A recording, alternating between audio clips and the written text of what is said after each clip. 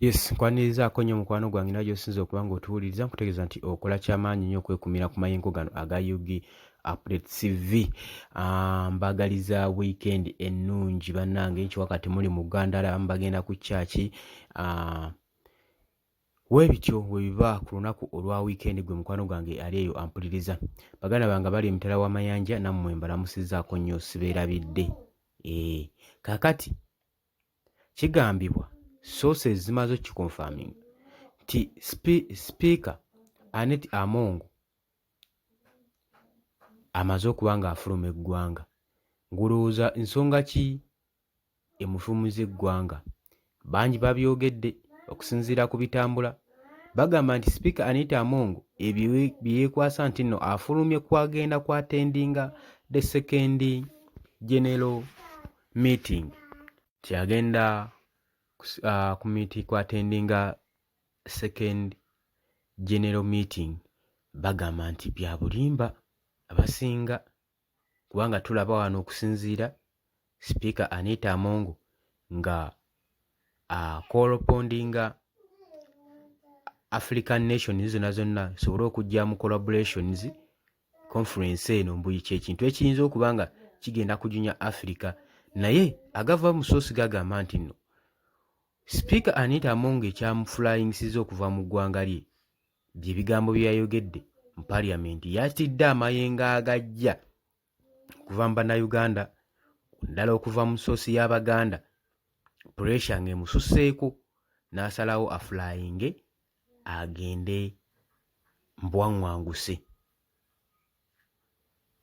Jjukira nti nno mu lutuulo olusembyeyo Speaker Annet Among yawulikibwako ng'agamba nti ng'alabikirwako mu ngeri y'okwogera obusosoze mu mawanga ng'ali tribalics, ng'agamba nti Abaganda making sure nti nno kyonna kye mukola tebafuna numbers.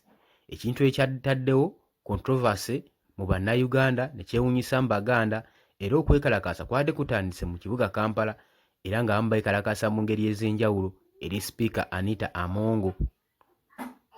Engeri ensonga gy'azikuttemu nga kiraga nti nno Coffee Bill badde bagireese nga batagetinze, nga baliko side ya tribe gye batagetinze. Gwe mukwano gwange ali eyo ampuliriza, era ebintu tebyatambudde bulungi oluvannyuma lw'abapaka ba Parliament okwecwacwana okuvaayo ne bamwambalira ne bamwambira Speaker Annet Among.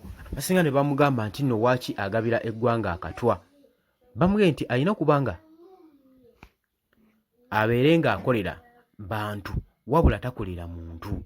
Bamugambye waaki tokolera ggwanga lyo? Kifo ky'okuba nga oweereza omuntu omu kifundako n'oweereza eggwanga lyo. Bamugambye tukulaba era weeteekako ekikolimo saako ne famire yo. Kino kikolimo kyogezaako okweteekako okusinziira ku muyago gwabadde gukunta nga gunta gujja eri Speaker Annet Among. Abasinga bagamba yeeno ensonga eno yabadde nga release rescue okudduka mu ggwanga okusobola okudduka ebinajja ebijja. Gwe mukwano gwange ali eyo ampuliriza, kubanga yalaze evil spirit mu lutuulo olusembyeyo. Speaker yalaze evil spirit n'ekigendererwa kye, so nga wano mu Buganda ly'eggwanga eryaniriza buli mawanga mu ngeri yonna gye baabazzeemu, oba oli wa bbulaaka oba oli wa papo, baaniriza buli ggwanga, ate buli ggwanga ne lituulawo mu mirembe. Kale ate ekyewuunyisa, amawanga ge tusenza gatuuka essaawa ne gafuna obuggya, kasita gamala okuloozaako ku bulungi bwa wano gatuuka essaawa ne gafuna obuggya ne galowooza nti nno gayinza n'okuwambawo. Bwe buzibu obubeerawo, naye tubategeeza nti muli bagenyi, so temutandika kweyisa mu ngeri na kusigamu bannayuganda oba ab'amawanga amalala omutima ogwo ogw'obusosoze. Kye tujja okusaba, era tusaba Speaker wa Parliament abeere nga yeetondera Obuganda, kino obutagenda mu maaso nakubanga kispreadinga all over the world, kubanga kati buli muntu yakirabye, buli muntu yakitegedde, ekitegeeza era ne bills ezisinga zonna zireetebwa olw'okuba nga baba balina bye baagala okuteekako natti, baba balina bye batagetinze. Ekyo kyapuruvingiddwa tekikyaliko wadde kubuusabuusa bannange. Naye nga sosi zigamba nti yadduse mu ggwanga lwa mayengo agabadde gabumbujja nga gajja ku sayidi ye ag'Abaganda. Atidde social media. Jangu mu comment section otangaze golowooza ki ekyaviiriddeko Speaker Annet Among okudduka mu ggwanga.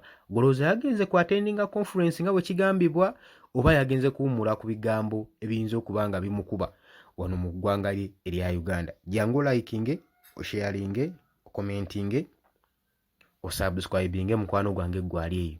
Abali emitala w'amayanja mwebale kwekumira ku Yugi Updates TV. Banange mbaagala nnyo. Simanyi ngeri ki gye nnyinza beebaza naye nga kyemmanyi mubeerako bangi mubeerako ku Yugi Updates TV. Mwebale kuyimirizaawo mayengo gano. Mbaagala nnyo temuvaako. Mbaagaliza weekend ennungi. Mweraba.